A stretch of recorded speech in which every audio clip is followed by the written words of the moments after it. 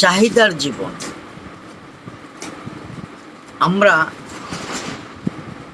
যখন মার গর্ভে দুনিয়াতে আসি তখন কান্না করি। তখন এই শিশুকালে মনে হয়েছিল মার গর্ভে অনেক শান্তি ছিলাম, সেই শান্তি থেকে চলে আসার চাহিদায় আমাদের কান্না আসে, কান্না করি। পরবর্তীকালে চাহিদা আসে আমার ঠিক মতো পরিষ্কার করে রাখা এবং আমাকে টাইম মতো খানা দেওয়া, নতুবা আমার কান্না আসবে, তাই আমি কান্না করি। যখন আরেকটু হাঁটার মতো হয় তখন ওই চাহিদা আসে আমাকে খেলনা কিনে দাও, আমি খেলবো, আমি খেলতে থাকি। এরপরে একটু কিশোরের যখন অবস্থা আসে তখন আসে আমাকে খেলার সুযোগ দাও, ভালো ভালো কাপড় দাও, আমার ভালো খানা দাও, চাহিদা। যখন শিশুকাল আসে, কিশোর থেকে শিশুকালে পড়ে, তখন তার কল্পনা জল্পনা আরম্ভ হয়, চাহিদা। আমি লেখাপড়া করব, আমি উচ্চশিক্ষিত হব, আমি সংসার করব, আমার বিবাহ করব। আস্তে আস্তে চাহিদা চলে আসে। যখন যৌবনকালে পড়ে তখনই তার মাথাটা ঠিক থাকে না, তখনই বলে আমার জীবনে কিছু প্রয়োজনে শুধু আমার একটা নারীর প্রয়োজন, নারী বলে আমার একটা পুরুষের প্রয়োজন। চাহিদা আরম্ভ হয়ে গেল, চাহিদা, বড় ধরনের চাহিদা, যে চাহিদার কোনো শেষ নেই। যখন একজনকে পছন্দ করে বা বাবা মাকে আবদার করে বিবাহ দেওয়ার জন্য বা বিবাহ করার জন্য, তখনই বলে তার কিছু নাই, তোমার কিছু নাই, তুমি কিভাবে সংসার পরিচালনা করবে, এখন তোমার প্রয়োজন না, আরও সময় আছে।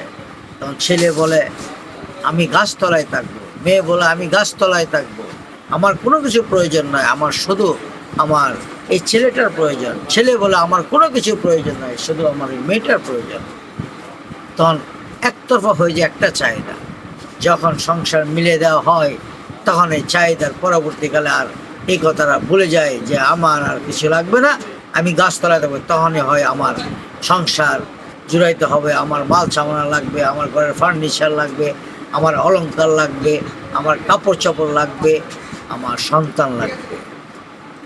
সন্তান একটু হওয়ার পরে আরম্ভ হয়ে যায় আমার সম্পদ লাগবে, আমার জমি লাগবে, জায়গা লাগবে, বাড়ি লাগবে, ঘর লাগবে, গাড়ি লাগবে। তখন আবার আরম্ভ হয়ে যায় সন্তানকে মানুষ করতে হবে, চাহিদা। এই সবাই এই দেশের পৃথিবীর শ্রেষ্ঠ সন্তান বানাবো, চাহিদা আরম্ভ হয়ে গেল। চাহিদার পর চাহিদা, চাহিদার পর চাহিদা। যখন কিছু সম্পদ হলো তখন আবার চাহিদা, আমি যদি এই সম্পদ থেকে আরেকটু বড় সম্পদ নিতে পারতাম।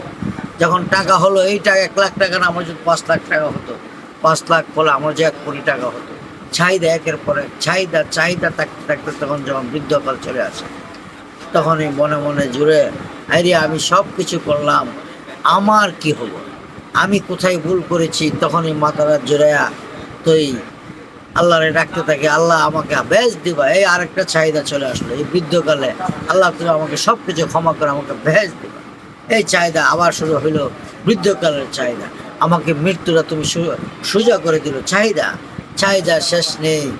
যখন মরে যাব আমরা, যখন দুনিয়া থেকে হাসরের মাঠে যখন যাব, আল্লাহ রাব্বুল আলামিন যখন আমাদেরকে বেহেশত দেবে, বেহেশত দেওয়ার পরে বেহেশতের ভিতরে একটা চাহিদা আসবে, হায়রে আমি যদি স্বয়ং আল্লাহকে দেখতে পাই।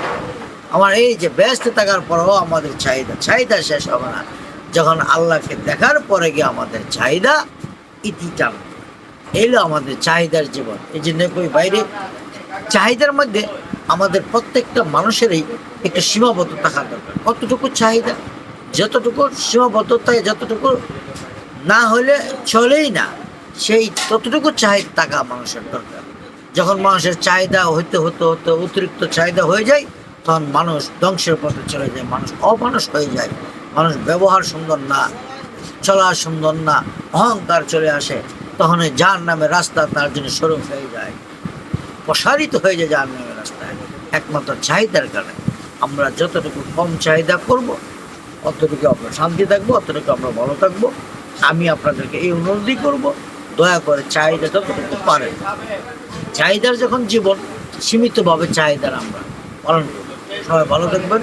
আসসালামু আলাইকুম।